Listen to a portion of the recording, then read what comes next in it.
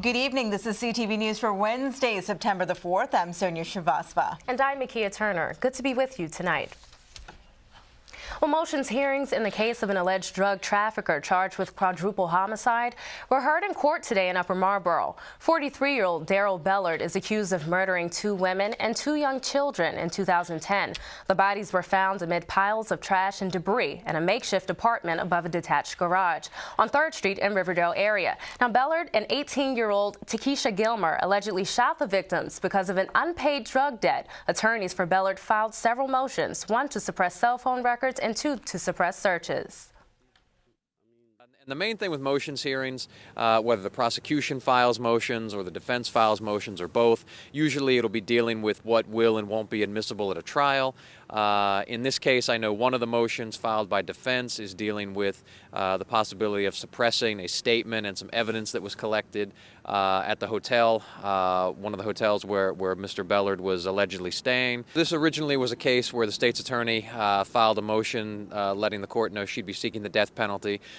And once the state legislature began looking at the death penalty and the possibility of abolishing it, the judge in the trial wanted to hold off until the General Assembly was done. Once that was done and the death penalty had been abolished in the state, we filed a motion to withdraw the death penalty and insert life without parole. So that's kind of why this is. A judge denied all 3 motions. Erzin says additional hearings will be held in December, dealing with statements made by the defendant who admitted to being involved during police questioning. Now the trial is scheduled for January 6 of 2014.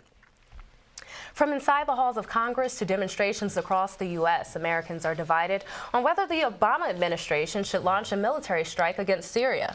Today, opposition came to the city of Rockville as protesters rallied outside district offices, urging their congressmen to oppose such strikes. Our Tahira Chrisman was at one of those events today, and she joins us now with more. Certainly a lively debate. Definitely, Sonia. Well, yesterday, protesters interrupted the Secretary of State as he testified before the Foreign Relations Committee. Today, demonstrators hit the street for more support. I was in Rockville earlier today as community leaders called on Congressman Chris Van Hollen to vote against any authorization of military force in Syria. Protesters today agree that the alleged use of chemical weapons in Damascus by Syrian President Bashar al-Assad is a grave concern, but say a military response without the support of NATO and the Arab League would not only be illegal under international law, but could lead to war before confirming all of the facts. It's illegal under international law, so for people to say that we want to enforce international norms by breaking an international law seems contradictory, to say the least, and it isn't helpful. We feel that killing more people is not the answer, and we don't think that it's possible to bomb Syria without killing a lot more people. Young people, young Democrats especially, do not have President Obama's back on the military strike against Syria.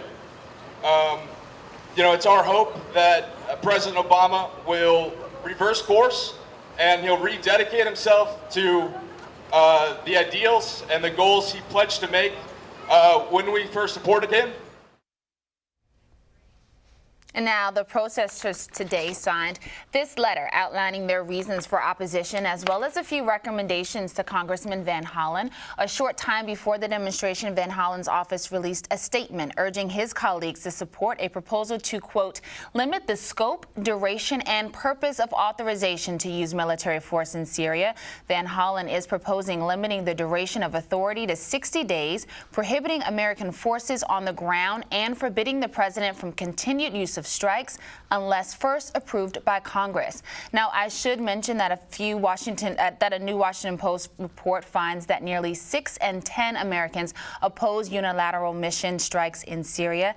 Meanwhile, these protesters have similar demonstrations planned this week in Annapolis and Gaithersburg. And I should also mention that the Senate committee has voted to authorize the strikes in Syria. A full Senate hearing and vote is expected next week.